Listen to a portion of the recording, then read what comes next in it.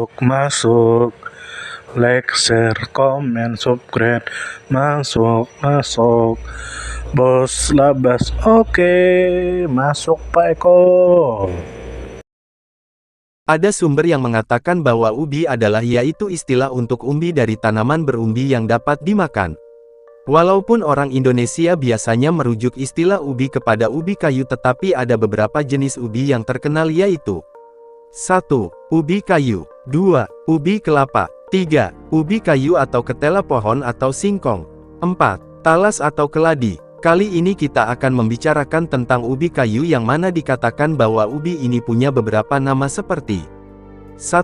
Ubi kayu. 2. Singkong. 3. Ketela pohon. 4. Kaspe. 5. Ubi sampa dan yang ke-6, atau yang terakhir adalah ubi Prancis.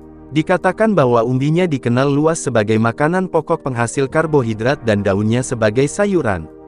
Dikatakan bahwa dua memiliki akar tunggang dengan sejumlah akar cabang yang kemudian membesar menjadi umbi akar yang dapat dimakan.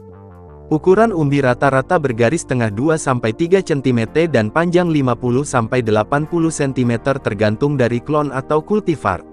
Bagian dalam umbinya berwarna putih atau kekuning-kuningan. Umbi singkong tidak tahan simpan meskipun ditempatkan di lemari pendingin.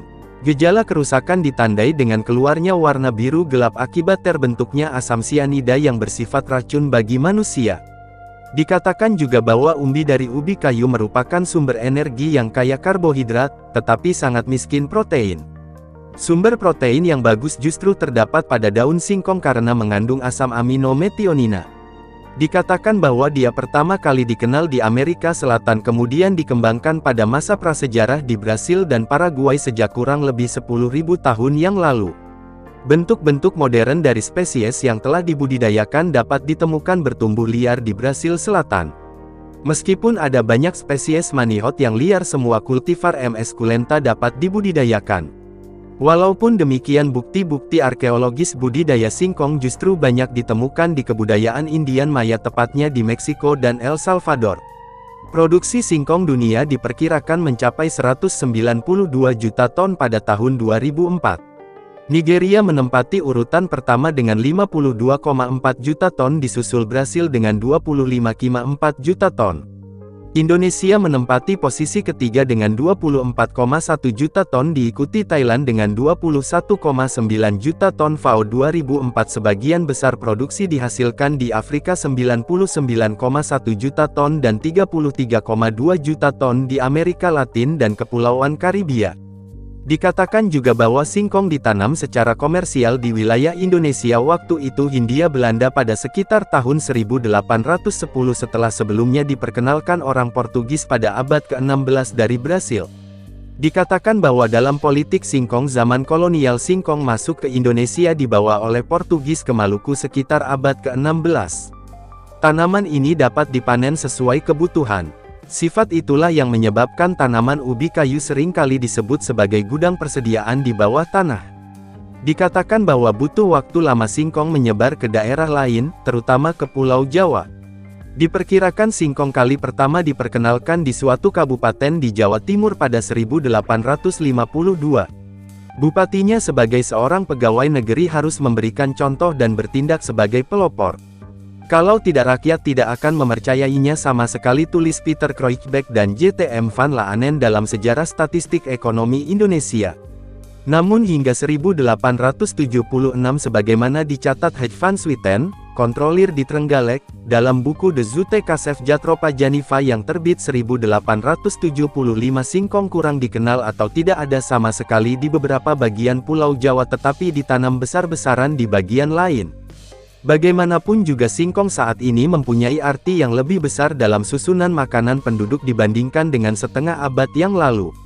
Sampai sekitar tahun 1875 konsumsi singkong di Jawa masih rendah. Baru pada permulaan abad ke-20 konsumsinya meningkat pesat. Pembudidayaannya juga meluas. Terlebih rakyat diminta memperluas tanaman singkong mereka. Dikatakan juga bahwa peningkatan penanaman singkong sejalan dengan pertumbuhan penduduk Pulau Jawa yang pesat. Ditambah lagi produksi padi tertinggal di belakang pertumbuhan penduduk. Singkong khususnya menjadi sumber pangan tambahan yang disukai. Hingga saat ini, singkong telah menjadi salah satu bahan pangan yang utama, tidak saja di Indonesia tetapi juga di dunia. Di Indonesia singkong merupakan makanan pokok ketiga setelah padi-padian dan jagung. Dikatakan juga bahwa biasanya tepung olahan singkong tersebut dimanfaatkan sebagai bahan baku lem dan permen karet industri tekstil dan furnitur. Lalu singkong adalah nama lokal di kawasan Jawa Barat untuk tanaman ini. Nama ubi kayu dan ketela pohon dipakai dalam bahasa Melayu secara luas.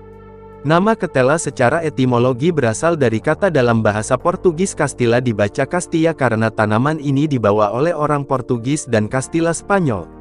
Dikatakan bahwa umbi singkong dapat dimakan mentah.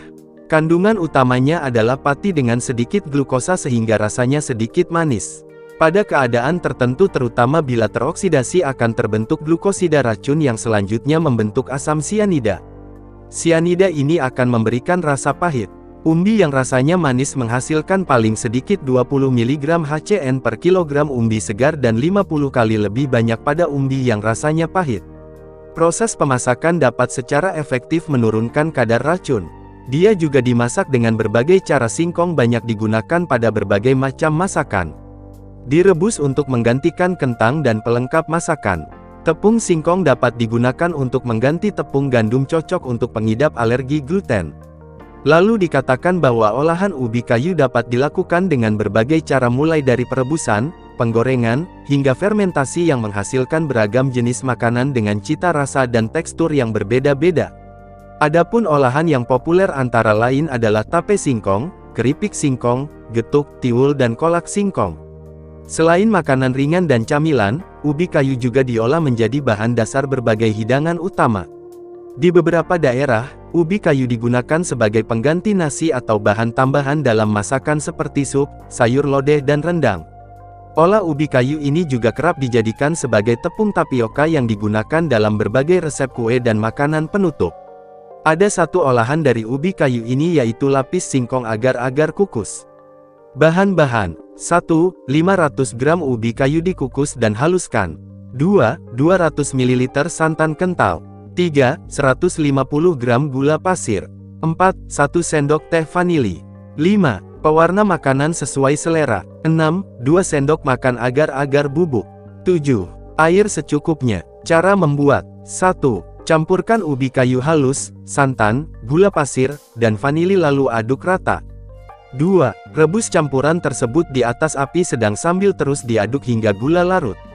3. Tambahkan agar-agar bubuk dan aduk rata. 4. Bagi adonan menjadi 2 bagian. 1 bagian diberi pewarna makanan sesuai selera. 5. Siapkan loyang kukus yang sudah diolesi dengan sedikit minyak. 6. Tuang lapisan ubi kayu tanpa pewarna pertama ke dalam loyang kukus, kukus selama kurang lebih 10 menit hingga lapisan mengeras. 7. Tuang lapisan ubi kayu berwarna di atas lapisan pertama lalu kukus kembali selama 10 menit hingga daging lapisan mengeras. 8. Ulangi langkah tersebut hingga semua adonan habis. 9. Angkat kue lapis singkong agar-agar kukus dari loyang dan biarkan dingin. 10. Potong-potong kue dan hidangkan. Nah, kue lapis singkong agar-agar kukus siap disajikan. Sumber informasi: 1. Wikipedia. 2. Liputan6.com. Terima kasih, mampir.